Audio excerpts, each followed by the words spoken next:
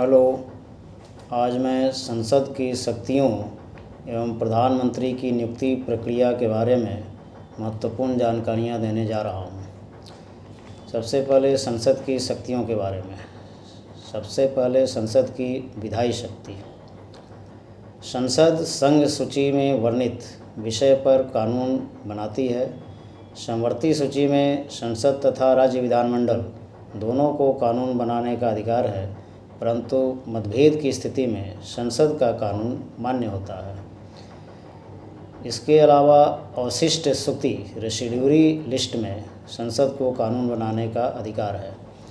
राज्य सूची में वर्णित विषय में संसद कानून बना सकती है यदि राज्यसभा 2/3 बहुमत से यह प्रस्ताव पारित करे कि राज्य सूची का कोई विषय राष्ट्रहित का विषय हो गया है। ये आर्टिकल 249 में वर्णित है। या दो से अधिक राज्यों की विधानसभाएं सिफारिश करें कि संसद राज्य सूची के विषय पर कानून बनाए, जो आर्टिकल 252 में वर्णित है। इसके अनुसार भी संसद राज्य सूची के किसी विषय में कानून बना सकती है। इसके अतिरिक्त अंतर्राष्ट्रीय समझौतों को लागू करने के संबंध में अनुच्छेद 253 के अनुसार राष्ट्रीय संकट तथा राज्यों में संवैधानिक तंत्र टूटने की स्थिति में भी संसद को राज्य सूची में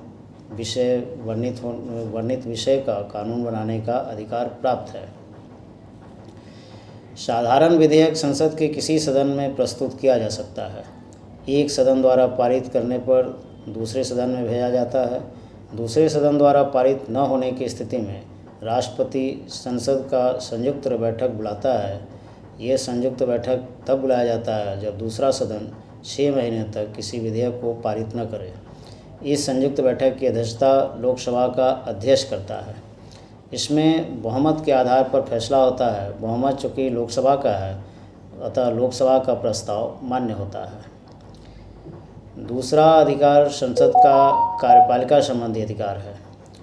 कार्यपालिका पर संसद का पूर्ण नियंत्रण है। संसद के सदस्य मंत्रियों से प्रश्न पूछ सकते हैं, जो शून्यकाल या प्रश्नकाल की अवधि में ये प्रश्न पूछे जा सकते हैं। शून्यकाल 1 घंटे का होता है, जो 12 बजे से 1 बजे दोपहर का होता है। इसमें संसद का सदस्य बिना पूर्व सूचना के प्रश्न कर सकता है। प्रश्नकाल में सदस्य अध्यक्ष या सभापति को प्रश्न पूछने की पूर्व सूचित करते हैं। मंत्रिपरिषद के सदस्य को संसद के सदस्यों के पूछे गए प्रश्नों का उत्तर देना होता है। इसके लिए वे बाध्य हैं। मंत्रिपरिषद के सदस्य सामूहिक रूप से लोकसभा के प्रति जिम्मेवार हैं। अविश्वास प्रस्ताव लोकसभा में प्रस्तुत किया जाता है, राज्यसभा में यह प्रस्तुत नहीं किया जाता है। इसके पारित होने पर पूरे मंत्रिपरिषद के सदस्य को त्यागपत्र देना पड़ता है। यह भी संसद का एक महत्वपूर्ण अधिकार है, जिससे वो कार्यपालिका पर नियंत्रण रखती है। इसके बाद वित्तीय शक्तियाँ। केंद्र के वित्त पर भी संसद का नियंत्रण है। संसद बजट को पारित करता है। इसके बाद ही किसी योजना पर सरकार व्यय कर सकती है।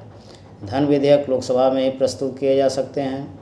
लोकसभा द्वारा पारित होने के बाद राज्यसभा में भेजा जाता है। राज्यसभा सिर्फ 14 दिन का विलम्ब कर सकती है। इसके बाद इसे दोनों सदनों द्वारा पारित माना जाता है। इसके बाद संविधान संशोधन संबंधी अधिकार।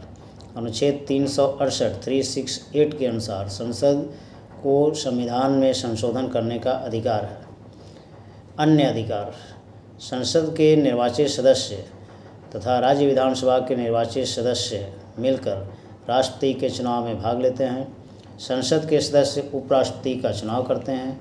संसद को राष्ट्रपति, उपराष्ट्रपति, सर्वोच्च न्यायालय तथा उच्च न्यायालय के मुख्य न्यायाधीश तथा अन्य न्यायाधीशों को हटाने का अधिकार प्राप्त है। राष्ट्रपति को संविधान के अतिक्रमण की स्थिति में पद से मुक्त किया जा सकता है, जबकि अन्य के विरुद्ध जो महाभियोग प्रस्ताव लगता है वह कदाचार या अक्षमता के आधार पर लगाया जाता है। राज्यसभा के विशेष अधिकार। उपराष्ट्रपति को हटाने का प्रस्ताव राज्यसभा में ही प्रस्तुत किया जा सकता है। इसके बाद स्वीकृति के लिए लोकसभा में भेजा जाता है। अनुच्छेद 312 312 के अंतर्गत राज्यसभा नई अखिल भारतीय सेवा की स्थापना कर सकती है। राज्यसभा 2/3 बहुमत से प्रस्ताव पारित होने के बाद संसद राज्य सूची के किसी विषय में कानून बना सकती है यदि वो राष्ट्रीय महत्व का है। इसके बाद अब लोकसभा के विशेष अधिकार। धन विधेयक सिर्फ लोकसभा में प्रस्तुत किए जा सकते हैं।